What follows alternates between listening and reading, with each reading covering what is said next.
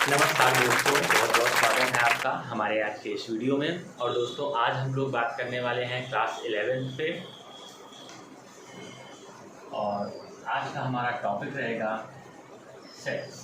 ठीक है, exercise 1.1। Okay, आज हम लोग सेट्स की शुरुआत करेंगे। क्लास 11 का ये टॉपिक है एनसीईआरटी का। ठीक है, और बहुत इंपॉर्टेंट टॉपिक है। क्यों इंपॉर्टेंट है? क्योंकि इसके बाद आपके दो और लेसन हैं, सेट, रिलेशन, फंक्शन। ठीक है, तो पहले सेट है, उसके बाद रिलेशन है, फिर फंक्शन है। ठीक है, अगर आपको रिलेशन और फंक्शन अच्छे से समझना है तो ये दोनों रिलेशन आपके तभी समझ में आएंगे जब आपको सेट के बारे में अच्छे से जानकारी होगी। ठीक है, तो चलिए ज़्यादा बात ना करते हुए सीधे मुद्दे पे आते हैं और शुरू करते हैं। सेट्स क्या होते हैं?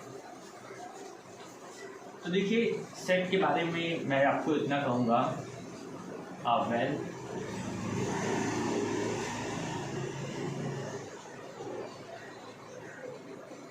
Collection of objects. ठीक है, A well defined collection of objects is called set. Okay, और इस सेट को हम लोग हिंदी में क्या कहते हैं जान लीजिए? समुच्चय।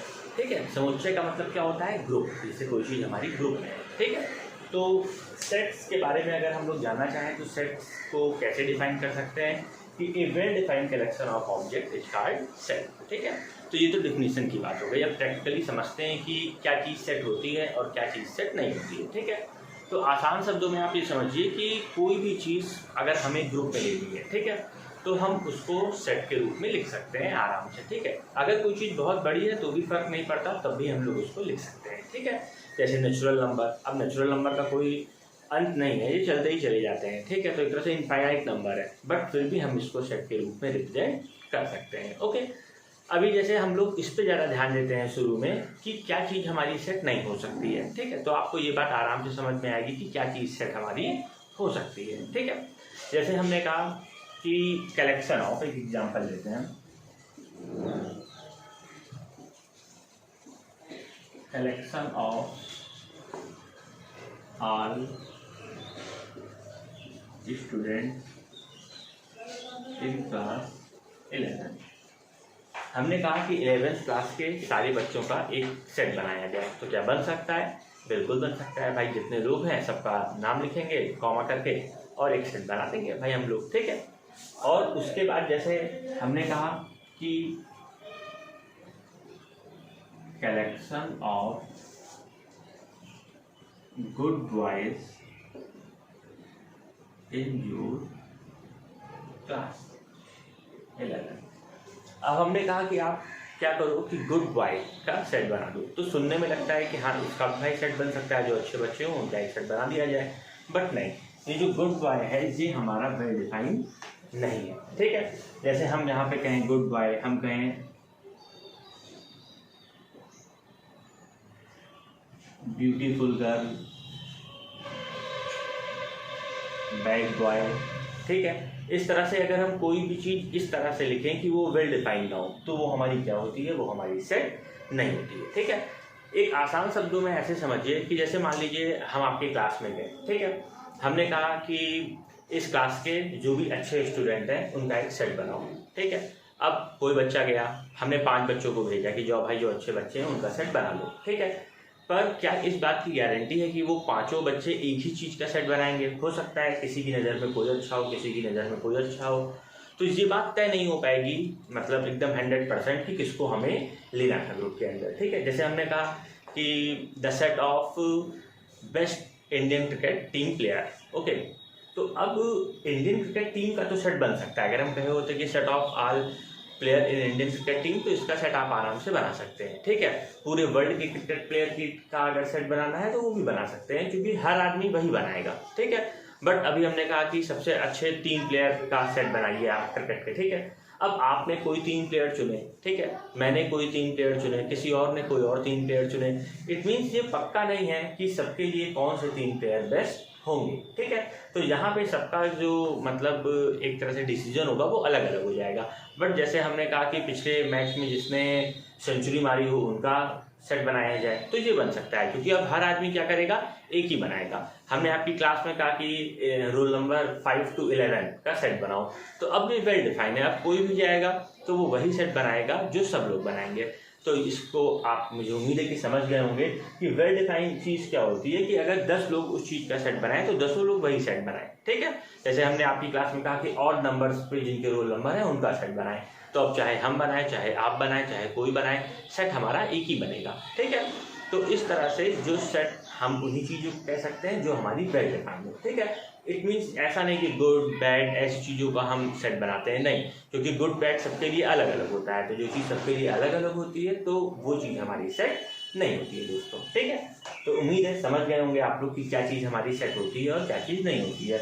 इसी के साथ एक्सरसाइज 1.1 का जो पहला क्वेश्चन है आपका, वो आप आराम से लगा सकते हैं। बुक आपके पास होगी एनसीईआरटी, नहीं है तो डाउनलोड कर लीजिए।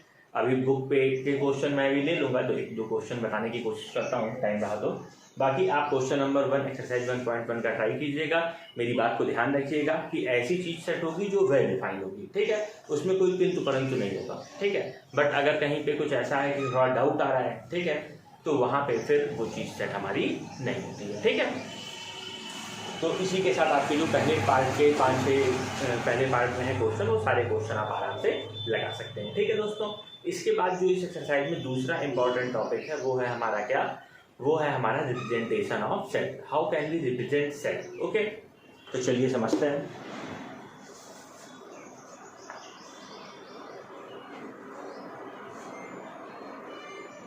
कि किस तरह से हम लोग सेट को क्या कर सकते हैं, रिप्रेजेंट कर सकते हैं, उसके बारे में थोड़ा सा हम लोग देखते हैं।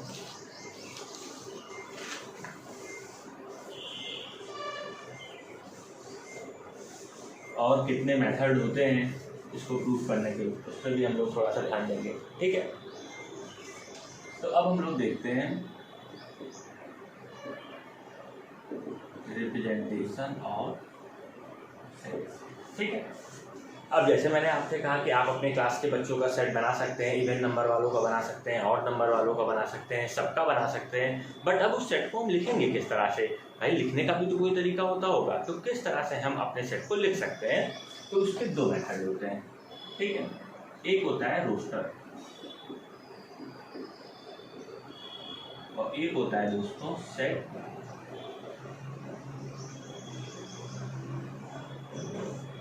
एक फॉर्म होती है हमारी रोस्टर फॉर्म और एक होती है हमारी सेट बिल्डर फॉर्म, ठीक है। इन्हीं 2 टाइप से हम लोग कोई भी सेट को रिप्रेजेंट कर सकते हैं, ठीक है। अब जैसे कोई सेट जरूरी है कि इसमें दोनों में रिप्रेजेंट हो, तो हाँ आप कर सकते हैं, ठीक है। आप एक सेट को रोस्टर फॉर्म से सेट बिल्डर फॉर्म में चेंज कर सकते हैं, सेट बिल्डर फॉर्म से रोस्टर फॉर्म में चेंज कर सकते हैं, ठीक है। बट अब गलती कहाँ होती है बच्चों से, ठीक है। गलती कहाँ होती है कि जब पेपर में आता है सेट बिल्डर और रोस्टर मेथड, तो कंफ्यूजन ये हो जाता है कि लोग क्या करते हैं, सेट बिल्डर वाले को रोस्टर में कर देते हैं, रोस्टर को सेट बिल्डर। मीन्स वो यही भूल जाते हैं कि किस मेथड में क्या चीज़ थी, ठीक है। तो मैं आपको समझाने की कोशिश करता हूँ कि आपको आराम से ये बात याद रहे पेपर तक, ठीक है, कि कैसे हम दिमाग में ये बात रखेंगे कि कौन सा मेथड कौन सा होता है, ठीक है। तो देखिए रोस्टर मेथड और सेट बिल्डर मेथड। तो रोस्टर मेथड में क्या होता है कि जैसे कोई चीज़ एकदम सिंपल फॉर्म में लिखी होती है, ठीक है। जैसे हमने कहा इंग्लिश के अल्फ़ाबेट का सेट बनाओ, ठीक है। तो मैं simple A, E, I, O और U, सिंपली हमने सारे एलिमेंट लिख दिए और लिखने के बाद उनको कॉमा करके मतलब लगा दिया, अलग कर दिया एक दूसरे से, और फिर इसको मिडिल ब्रैकेट में हम लोगों ने क्लोज कर दिया, ठीक है। तो ये हमारी कैसी फॉर्म कहलाती है, रोस्टर फॉर्म। रोस्टर फॉर्म मतलब जैसे रोस्टेड चीज़ों की तरह की, मतलब बस डायरेक्ट आएगी और आप उसको डायरेक्ट यूज़ कर लो, इसमें कोई ज़्यादा दिमाग लगाने की ज़रूरत नहीं रहती है। जैसे हमने कहा रोस्टर फॉर्म में 1 से लेकर 10 तक के डिजिट को रिप्रेजेंट करो, तो कुछ उसमें बहुत ज़्यादा गणित लगाने की ज़रूरत नहीं है। 1, 2, 3 अप टू सो ऑन, कहाँ तक लिख दो 9, 10 ले जाए, ठीक है। तो रोस्टर फॉर्म में किसी भी चीज़ को लिखना है, आप कॉमा का यूज़ कीजिए, मिडिल ब्रैकेट लगाइए और जैसी चीज़ दी गई है आप उसको वैसे ही लिख दीजिए, आपका रोस्टर फॉर्म में जो सेट होगा वो रिप्रेजेंट हो जाएगा, ठीक है। अभी एक्सरसाइज में ऐसे क्वेश्चन है आपके 1.1 में, आप ट्राई कीजिएगा। कहीं कोई दिक्कत हो कोई क्वेश्चन में आप कमेंट में बताइए, बिल्कुल वो क्वेश्चन में बता दूँगा आपके लिए, ठीक है। तो आइए अब देखते हैं अपना कौन सा मेथड, सेट बिल्डर मेथड। इस सेट बिल्डर मेथड में क्या होता है दोस्तों, तो देखिए सेट बिल्डर मेथड में क्या होता है कि चीज़ों को डायरेक्ट नहीं लिखा जाता है, हम लोग उसको एक लैंग्वेज के फॉर्म में लिखते हैं। ठीक है, जैसे मान लीजिए मुझे AEIOU इसी को लिखना होता तो मैं इसको सेट बिल्डर में कैसे लिखूंगा,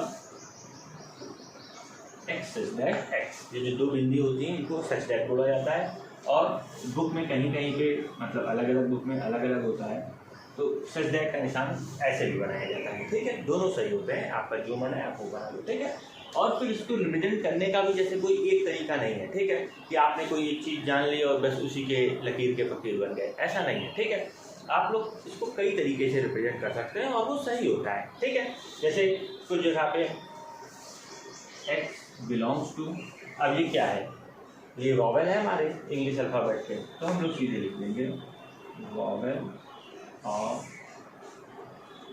इंग्लिश अल्फ़ाबेट। ये हमारा क्या हो गया, x बिलोंग्स टू, कहाँ बिलोंग कर रहा है, वॉवेल ऑफ इंग्लिश अल्फ़ाबेट से बिलोंग कर रहा है। ठीक है, ये रोस्टर फॉर्म हो गई। ठीक है, अभी जैसे मुझे लिखना था 1 से लेकर 10 तक की जो डिजिट थी उसको रोस्टर मेथड में लिखना है। ठीक है, तो x such that x comma x is less than 11, हम ऐसे लिख सकते हैं। ठीक है, हम ऐसे भी लिख सकते हैं x इज लेस देन और इक्वल टू 10। ठीक है, बात वही है मेरे भाई। ठीक है, कि अभी 11 से कम करोगे तो भाई 10 तक लेना पड़ेगा, 10 के साथ हम लोगों ने लेस देन और इक्वल टू लगा दिया तो ये भी सही है। ठीक है, तो मतलब जैसे कोई एक चीज़ नहीं है कि नहीं बस यही सही होगी, उसी चीज़ को हम लोग कई तरीके से लिख सकते हैं, तो आप और तरीके से भी लिखेंगे तो भी चीज़ सही होगी। बट हाँ, ऐसी चीज़ लिखिए, जैसे आप कैसे पता चलेगा कि हमने सही लिखा है कि गलत, तो जैसे जो चीज़ आपने लिखी है अगर किसी और को आप देते हैं उसे मतलब करने के लिए और वो वही चीज़ लिख दे जो चीज़ यहाँ पे रोस्टर फॉर्म में लिखी हुई थी, तो मतलब कि सही है। आपने जो चीज़ मतलब बनाई है सेट बिल्डर फॉर्म में, अगर आप उसको क्रैक करेंगे, क्रैक करके उसको कन्वर्ट करेंगे रोस्टर में, तो सेम चीज़ बननी चाहिए। अब आप लिखे हो 3 तरीके से, बात अलग की है, पर इन तीनों तरीके से अगर बनाया जाए तो बनेगा 1 से 10 तक की डिजिट या बनेगा AEIOU। ठीक है, लिखने का तरीका थोड़ा हो सकता है। अभी देखिए, अभी x इज लेस देन, अभी x डिफाइन नहीं है कि x क्या है, तो हम लोग x को क्या कर सकते हैं, x belongs to natural number. Belong to का मतलब होता है संबंध रखता है, मतलब x कहाँ का हो सकता है, वो एक नेचुरल नंबर की चीज़ हो सकती है। ठीक है, क्योंकि देखिए लेस देन 10 या लेस देन 11 तो फिर 0 माइनस में भी चला जाता है, पर मुझे अभी वो नहीं लेना है, तो हमने यहाँ पे क्या लिया, नेचुरल नंबर। ठीक है, अभी मान लीजिए ये डिजिट 0 से शुरू होती तो हम इस नेचुरल नंबर को क्या कर लेते, होल नंबर W लिख देते। ठीक है, कुछ साइन होते हैं उनका भी यूज़ यहाँ पे बहुत ज़्यादा होता है। ठीक है, जैसे n होता है, तो अब आपको पता है n मतलब क्या होता है, नेचुरल नंबर होता है। ठीक है, W मतलब होल नंबर होता है, Q मतलब होता है हम लोगों का रैशनल नंबर। ठीक है, और R का मतलब क्या होता है, हमारा रियल नंबर। ठीक है, अब इस पर कभी कभी पॉजिटिव जैसे R प्लस कर देते हैं तो इसका मतलब क्या होता है, positive real number. Q plus कर दिया गया तो इसका मतलब क्या होता है, पॉजिटिव रैशनल नंबर। तो आपको ये सब जानकारी भी NCERT में मिल जाएगी, पर हाँ इनका यूज़ हमें सेट बिल्डर फॉर्म में जब हम लोग लिखते हैं चीज़ों को तो करना पड़ता है। ठीक है, तो उस पर ध्यान रखिएगा। तो अब देखिए ये हमारा किस में रिप्रेजेंट हो गया, सेट बिल्डर मेथड में रिप्रेजेंट हो गया। ठीक है, अभी जैसे कुछ क्वेश्चन बुक में इस तरह के भी होते हैं कि जैसे उन्होंने दे दिया A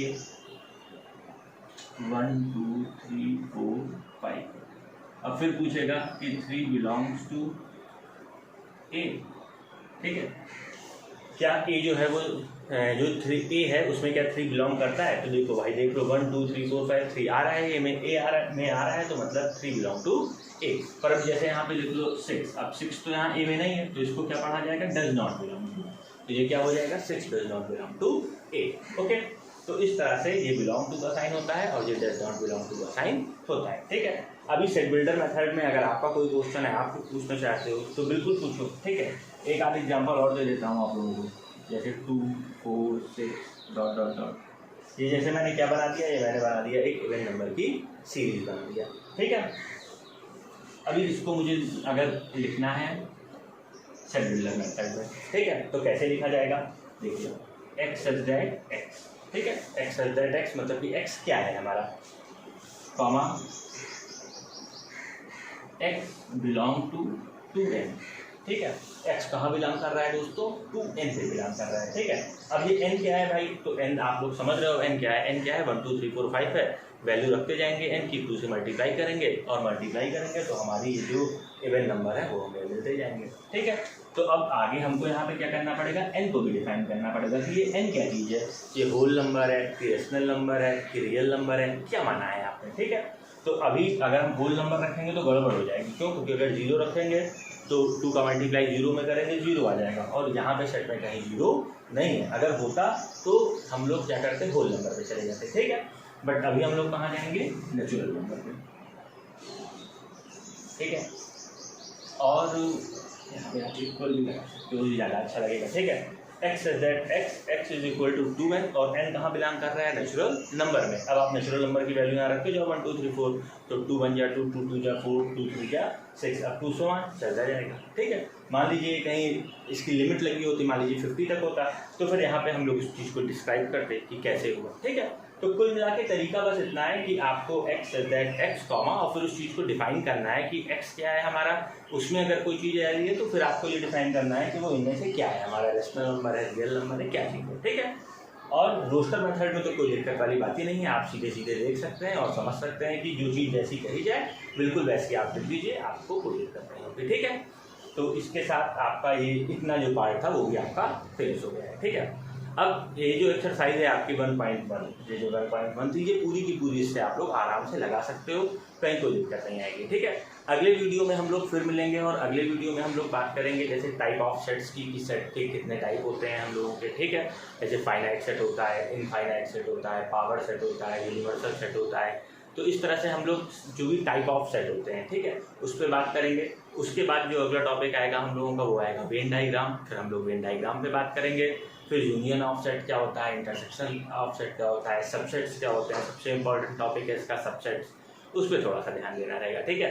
तो बस आज के लिए इतना ही रखता हूँ, ज़्यादा नहीं करूँगा। और 1.1 मैं उम्मीद करता हूँ कि आप लोग जरूर कंप्लीट कर लेंगे अपनी 1.1 कंप्लीट कीजिए। जो भी चीज़ ना आए आप निसंकोच कमेंट सेक्शन में डालिए, बिल्कुल उसको बताने की कोशिश की जाएगी, ठीक है। तो चलिए, बहुत बहुत धन्यवाद आप लोगों का, और वीडियो को इतने अच्छे से देखा उसके लिए धन्यवाद। और चैनल को लाइक सब्सक्राइब शेयर आप लोग कर ही रहे होंगे, और ज़्यादा शेयर करें जिससे ज़्यादा से ज़्यादा लोगों तक हम लोग पहुँच सकें, और इसी तरह से आप हम लोगों का उत्साह बढ़ाएं। बहुत बहुत धन्यवाद, जल्दी ही मिलेंगे इसके अगले पार्ट के साथ।